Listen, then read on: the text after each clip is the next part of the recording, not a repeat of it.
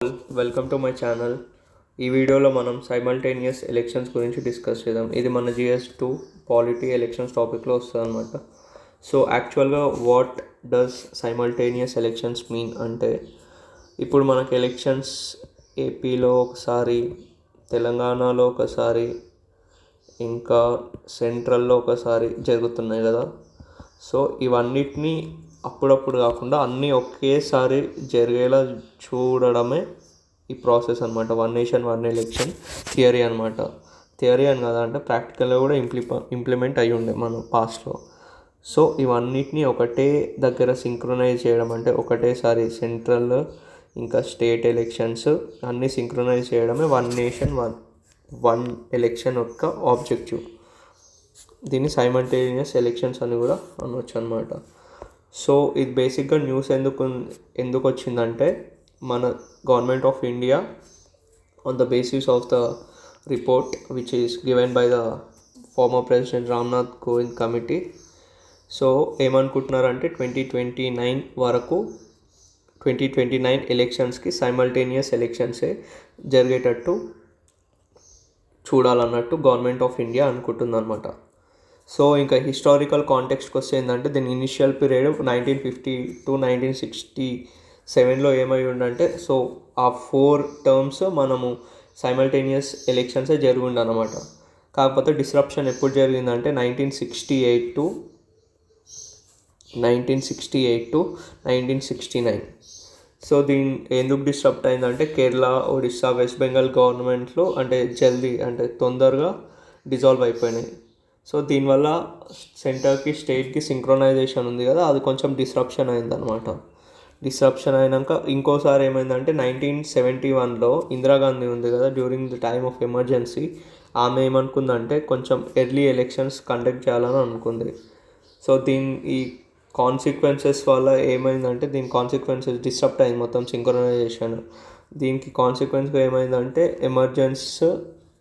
Frequent elections జరుగుతున్నాయి. అంటే ఏమంటారు, పార్లమెంట్లో లేదా స్టేట్ లెజిస్లేటివ్ అసెంబ్లీలో డిజాల్వ్ అవుతున్నాయి. దాని తర్వాత మళ్ళీ ఎలక్షన్స్ కండక్ట్ జరిగిపోయింది. దీనివల్ల ఇంకోటి ఏంటంటే, ఎలక్షన్ ఎక్స్పెండిచర్ అనేది కూడా బాగా పెరిగిపోయింది. ఎందుకంటే ఇప్పుడు మెషినరీ ఉంటుంది, ఇంకా లేబర్ అంటే ఎవరైతే కండక్ట్ చేస్తున్నారో దానికి కావాల్సిన లేబర్, అది అంతా అంటే మళ్ళీ చేయాల్సి వస్తుంది. దానికి ఖర్చు కూడా ఎక్కువైపోతుంది. అదే అన్నీ ఒకటేసారి చేయడం వల్ల ఏమవుతుందంటే, ఇప్పుడు సపోజ్ గవర్నమెంట్ ఆఫ్ ఇండియా అంటే లెజిస్లేటివ్ అసెంబ్లీ ఎలక్షన్స్ ఉన్నాయి, ఇంకా లోక్సభ ఎలక్షన్స్ ఉన్నాయి. ఈ రెండింటిని ఒకటేసారి పెట్టేస్తే, ఇప్పుడు అవి ఉంటాయి కదా ఈవీఎంస్ ఒకటేసారి పక్కపక్కలు ఉంటాయి. ఇంకా దానిలో కావాల్సిన మనకు హ్యూమన్ క్యాపిటల్ కూడా అంత అవసరం ఉండదు, ఒకటేసారికి అయిపోతుంది. సో ఇప్పుడు తెలంగాణలో చూస్తే, తెలంగాణలో మొన్న అంటే లెజిస్లేటివ్ అసెంబ్లీస్ అయినాయి, దాని తర్వాత మళ్ళా సెంట్రల్ లోక్సభ ఎలక్షన్స్ కూడా అయినాయి. సో దీనికి మళ్ళా హ్యూమన్ క్యాపిటల్ కావాలి, మెషినరీ కావాలి, ట్రాన్స్పోర్టేషన్ కాస్ట్స్ ఇవన్నీ వస్తాయి. మళ్ళీ ఈ సెంట్రల్ ఎలక్షన్స్కి మళ్ళా అవి వాడాల్సి వస్తుంది. సో దీనివల్ల ఎక్స్పెండిచర్ కూడా చాలా రైజ్ అయిందనమాట. 1971 అంటే ఏదైతే ఇందిరాగాంధీ డెసిషన్ తీసుకుందో. సో రీసెంట్గా డెసిషన్స్ ఏవేవి అంటే, 2000లో లా కమిషన్ రిపోర్ట్ కూడా వచ్చిందనమాట. సైమల్టేనియస్ ఎలక్షన్ కండక్ట్ చేయడం బెటర్. ఇంకా పార్లమెంటరీ స్టాండింగ్ కమిటీ డెసిషన్ కూడా అదే అనమాట. ఇంకా నీతి ఆయోగ్ కూడా 2017లో డెసిషన్ తీసుకుందాం అనమాట. So these are the factual things which we can add in our GS answer writing. So దీనివల్ల ఏంటంటే ఆన్సర్ వెయిటేజ్ పెరుగుతుంది. Why? Because you are including some facts in your answers. So next same origin and evolution. So election commission annual report, simultaneous election, so ఇదంతా discuss చేసేసినాం. Next what we get benefit by conducting simultaneous elections అంటే, reduce cost, election కాస్ట్లు తగ్గిపోతాయి. ఎందుకంటే ఇంతకుముందు explain చేసిన administrative cost తగ్గుతుంది, financial cost తగ్గుతుంది, ఇంకా logistic cost which we need to అంటే ఏమంటారు, ఒకవేళ సపరేట్ టైం అయితే అంటే మళ్ళీ రిపీట్గా చేయాల్సి వస్తుంది. అదే ఒకటేసారి చేస్తే ఒకటేసారి అయిపోతుంది, కాస్ట్ కూడా తక్కువ అయిపోతుంది, దాన్ని మనం వేరే ఇన్వెస్ట్మెంట్కి వాడుకోవచ్చు అనమాట. ఇంకోటి ఏంటంటే డిస్రప్షన్ కూడా ఊకే జరగదు. గవర్నెన్స్ దీని బదులు అంటే ఒకటేసారి ఎలక్షన్ జరుగుతుంది కదా, సో దానివల్ల మనం గవర్నెన్స్ పైన ఫోకస్ చేయొచ్చు రాదర్ దాన్ కండక్టింగ్ ఎలక్షన్స్. ఇప్పుడు ఏమవుతుంది అంటే ఇప్పుడు సెంట్రల్ గవర్నమెంట్లో అంటే అదే లోక్సభ ఎలక్షన్స్ ఫస్ట్ తెలంగాణలో లెజిస్లేటివ్ అసెంబ్లీ ఎలక్షన్స్ జరిగినాయి. అవి జరిగేటప్పుడు దాన్ని ఒక 1-2 months ఏం ఫోకస్ ఉంటుంది, ఎలక్షన్సే ఉంటుంది. సో దీని తర్వాత నెక్స్ట్ వచ్చే ఈవెంట్ ఏంది, అందరు పొలిటికల్ లీడర్స్ వాళ్ళ మైండ్ సెట్ ఎట్లుంటుందంటే we have this legislative assembly elections, దీని గురించి ఫ్రీ బీస్ ఇంకా అవన్నీ అంటే they will not focus on development of the state, rather they just focus on this elections and the main motive will be winning in this elections అనమాట. So legislative అసెంబ్లీలో వాళ్ళు జస్ట్ వాళ్ళ మోటివ్ ఏదంటే win అవ్వాలని చూస్తారు. సో లెజిస్లేటివ్ అసెంబ్లీస్ కాలేదు. Next ఏంది, ఈ 2 months పోయిందా, ఈ 2 months మళ్ళీ ఎలక్షన్ 1 month. నెక్స్ట్ వచ్చేది ఏంది, నెక్స్ట్ మళ్ళీ లోక్సభ ఎలక్షన్స్, దానికి ఒక 2 months. సో మొత్తం ఈ సైకిల్ ఏమవుతుందంటే మొత్తం అంటే ఎలక్షన్ ఇంకా ఆ రిలేటెడ్ ఉంటుంది. కాకపోతే గ్రోత్ రిలేటెడ్ ఇష్యూస్ ఎవరు డిస్కస్ చేయరు. మొత్తం ఎలక్షన్ వాళ్ళకు ఓటేయాలా వీళ్ళకు ఓటేయాలా అంటే ఆ డిస్కషనే నడుస్తుంది అనమాట. సో సైమల్టేనియస్ ఎలక్షన్స్ కండక్ట్ చేస్తే ఒకసారి అయిపోతుంది, దాని తర్వాత మనకు కూడా డిస్కస్ చేయడానికి అంటే గ్రోత్ గురించి డెవలప్మెంట్ గురించి డిస్కస్ చేయడానికి ఇంకా పొలిటీషియన్స్ కూడా వాళ్ళకి ఫోకస్ చేయడానికి టైం దొరుకుతుంది. లేదంటే ఇంకా ఇదే మొత్తం అంటే ఇప్పుడు ఎలక్షన్స్ ఇది అయిపోయింది, నెక్స్ట్ ఆ ఎలక్షన్స్ ఇంకా ఎలక్షన్స్లోనే ఉంటారు అంటే డెవలప్మెంట్ కాకుండా. సో అది జరగకుండా ఉండాలంటే మనకు సైమల్టేనియస్ ఎలక్షన్ ఇది వర్కౌట్ అవుతుంది అనమాట. సో ఇంకోటి ఏంటంటే ఓట్ ఆఫ్ ఫెటిగ్. ఇప్పుడు చాలామంది ఉన్నారు ఓట్ ఆఫ్ ఫెటిగ్, ఇప్పుడు ఒకసారి వేయడమే గొప్ప అని అనుకుంటారు అంటే పోవడానికి బద్ధకం ద్వారా. సో ఒకటేసారి ఇప్పుడు ఒకటేసారి పెట్టేస్తే వాట్ ద పీపుల్ థింక్ ఇది ఒకటేసారి 2 ఓట్స్ వేయచ్చు అంటే వాళ్ళు కొంచెం వాల్యుబుల్ లాగా ఫీల్ అవుతారు. సో ఇంకోటి ఏంటంటే దీనివల్ల ఓటర్ పార్టిసిపేషన్ పెరుగుతుంది. సో ఇప్పుడు మనం చూస్తున్నాం ఓటర్ పార్టిసిపేషన్ కూడా తగ్గిపోయింది. సో అన్నీ ఒకటేసారి జరిగితే వాళ్ళ టైం కూడా సేవ్ అవుతుంది. Because in the current situation globalisation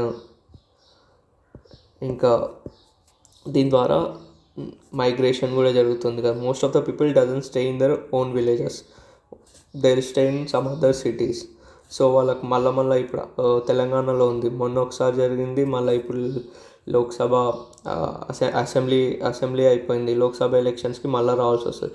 what they feel is మళ్ళీ తిరగడం మా వల్ల కాదు అని వాళ్ళు ప్రియారిటీ చేసుకుంటే సపోజ్ వాళ్ళ ప్రియారిటీ ఏంటంటే ఇప్పుడు స్టేట్ ఎలక్షన్స్ అనుకో దానికి వస్తారు, ఇంకా సెంటర్ది వదిలేద్దాంలే అన్నట్టు కూడా అనిపిస్తుంది.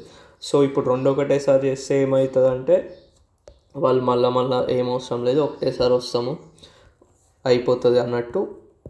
It has a chance to increase the participation of the voting percentage కూడా ఇంక్రీజ్ అయ్యే అవకాశం ఉందన్నమాట. సో నెక్స్ట్ ఇంకోటి ఏంటంటే దీనిలో ఛాలెంజింగ్ ఏంటంటే we need to amend the constitution to implement this thing 1 nation 1 electionకి. సో దీనిలో గవర్నమెంట్ ఏం థింక్ చేస్తుందంటే ఫస్ట్ కాన్స్టిట్యూషన్ అమెండ్మెంట్లో first Lok Sabha and state assembly related amendments చేసి దాన్ని సింక్రోనైజ్ చేయడానికి phase 1లో చూస్తుంది అనమాట. phase 2లో ఏంటంటే they want to synchronise elections for municipalities and panchayats. So ఇది కరెక్ట్ సక్సెస్ఫుల్ అయిన తర్వాత దీని మీద ఫోకస్ చేయాలన్నట్టు సెంట్రల్ గవర్నమెంట్ అనుకుంటుందన్నమాట. సో దీనిలో మనం కీ అమెండ్మెంట్స్ కాన్స్టిట్యూషనల్ అమెండ్మెంట్స్ చేయాలంటే దేనిలో అమెండ్మెంట్ చేయాలంటే article 83 and article 172. So article 183 and 172 discuss about the terms of the Lok Sabha and the state legislatures అనమాట. సో దీనిలో ఏమవుతుందంటే మనకు ఏమని ఉంటుంది ఆర్టికల్ 83 or 172లో ఎప్పుడన్నా డిజాల్వ్ చేయొచ్చు అంటే president of the power to dissolve the Lok Sabha.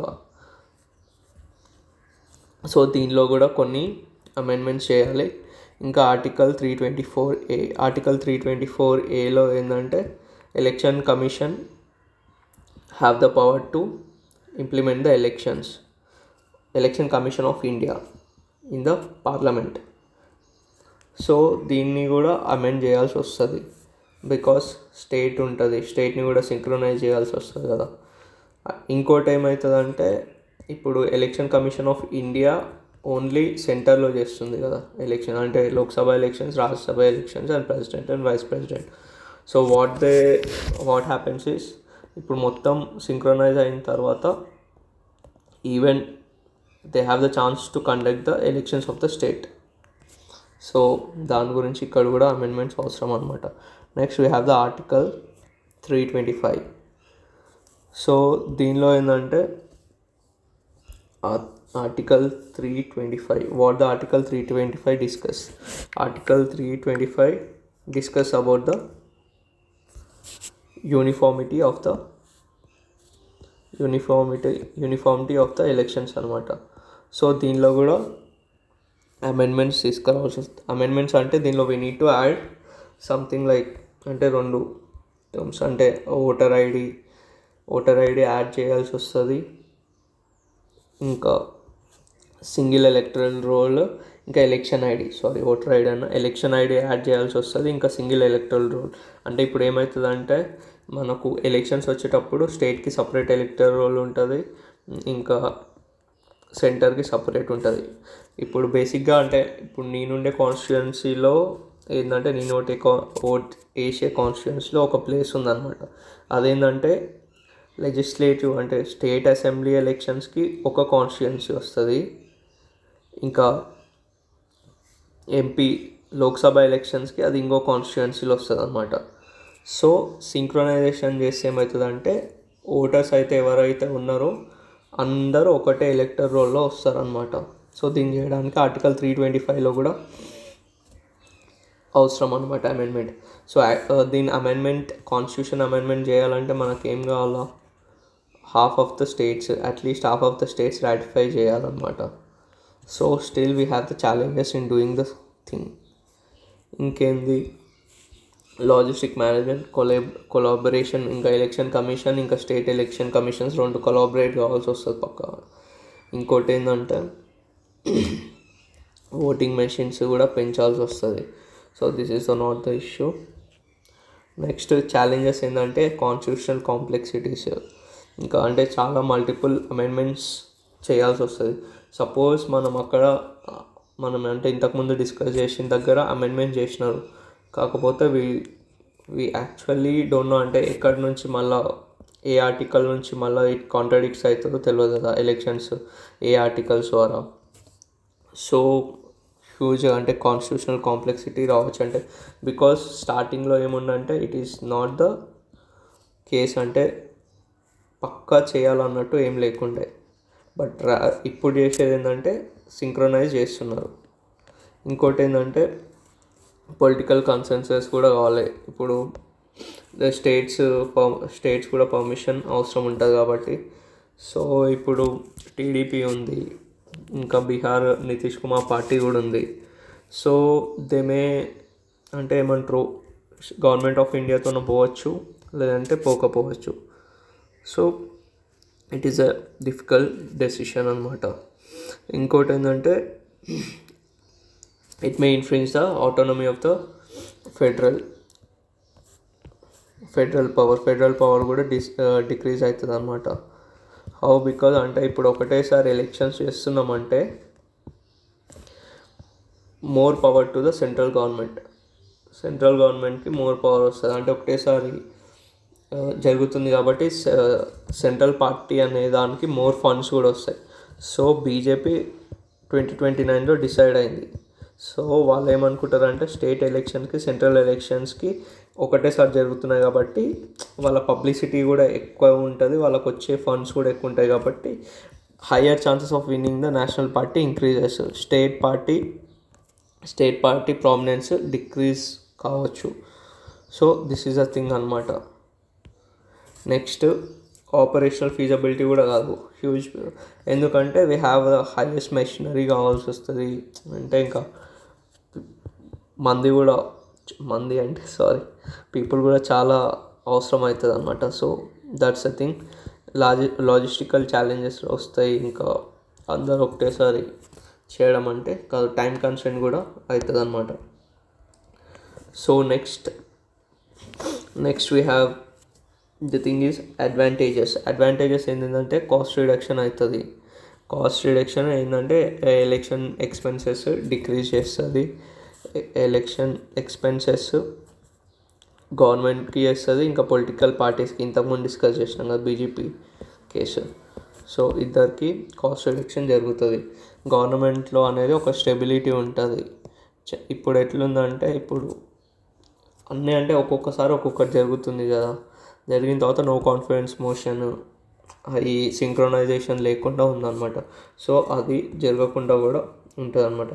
Next ఇంకోటి దీనివల్ల ఏమవుతుందంటే ఓటర్ పార్టిసిపేషన్ జరుగుతుంది. సో ఇది ఆల్రెడీ డిస్కస్ చేసినాం. నెక్స్ట్ క్రిటిసిజం ఏంటంటే ఫెడరల్ ఇష్యూ. మెయిన్ థింగ్ అంటే ఫెడరల్ స్ట్రక్చర్లో వాళ్ళ ఆటోనమీ మిస్ అవుతుంది.